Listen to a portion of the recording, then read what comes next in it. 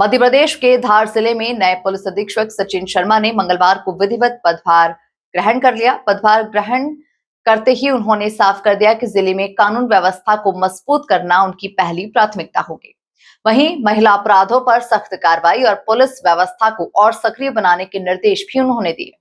धार जिले के नवपदस्थ एसपी सचिन शर्मा ने पदभार ग्रहण करने के बाद मीडिया से चर्चा करते हुए अपनी प्राथमिकताएं साफ कर दी। उन्होंने कहा कि जिले में कानून व्यवस्था को बेहतर बनाए रखना उनका मुख्य लक्ष्य है। एसपी ने सभी थाना प्रभारियों को निर्देश दिए कि वे अपने अपने क्षेत्रों में सक्रिय रहे और अपराधों पर सख्ती से नियंत्रण रखे।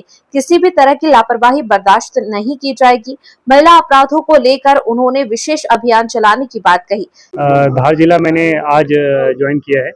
प्राथमिकताएं जिले की जो हैं वो मजबूत कानून व्यवस्था स्थापित करने की है और जो खासकर क्रिमिनल एलिमेंट्स हैं जिनके द्वारा लगातार घटनाएं अगर की जाती हैं उनके खिलाफ कड़ी से कड़ी और कठोर से कठोर कार्रवाई की जाएगी।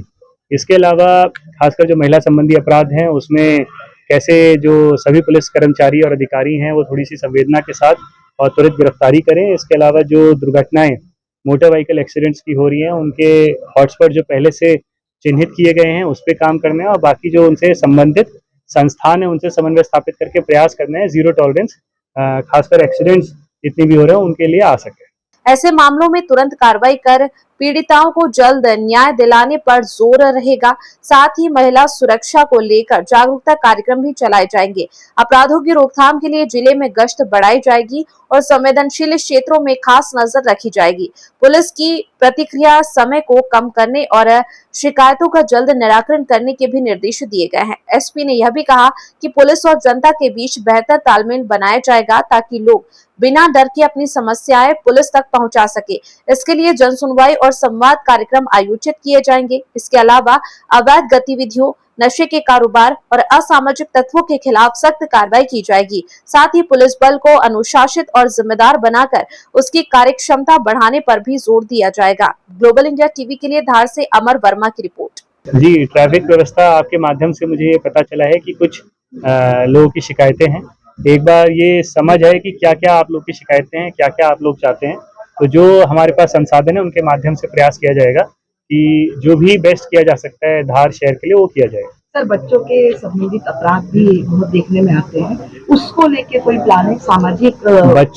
बच्चों के विरुद्ध जो अपराध होते हैं उसमें प्रिवेंशन, डिटेक्शन और प्रोसिक्यूशन तीनों जो चरण होते हैं उसमें पहला तो ये है कि जन जागरूकता के माध्यम से प्रयास किया जाए कि ऐसी घटनाएं ना हो या कम से कम हो।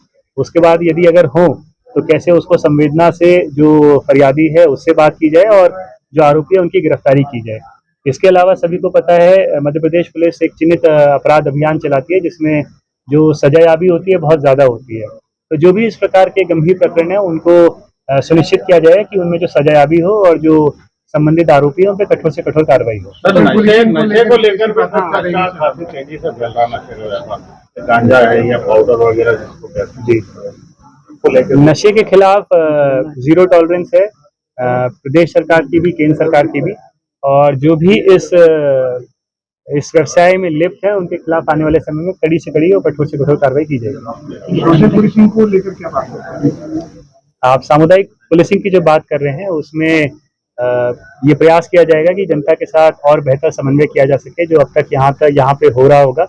इसके अलावा हमेशा ये जो निचले स्तर है, खासकर चाहे वो गांव है, तहसील है, थाना क्षेत्र है, उसमें हम लोग का प्रयास रहेगा कि ज़्यादा से ज़्यादा जो बीट वाले हैं वो मैक्सिमम गांव तक पहुंचे, ज़्यादा से ज़्यादा लोगों तक अपनी बात रखें और जिनकी जो भी शिकायतें हैं, जो भी ग्रीवांस है, उनको मिनिमम या न्यूनतम समय में उसको रिजॉल्व कर सकें।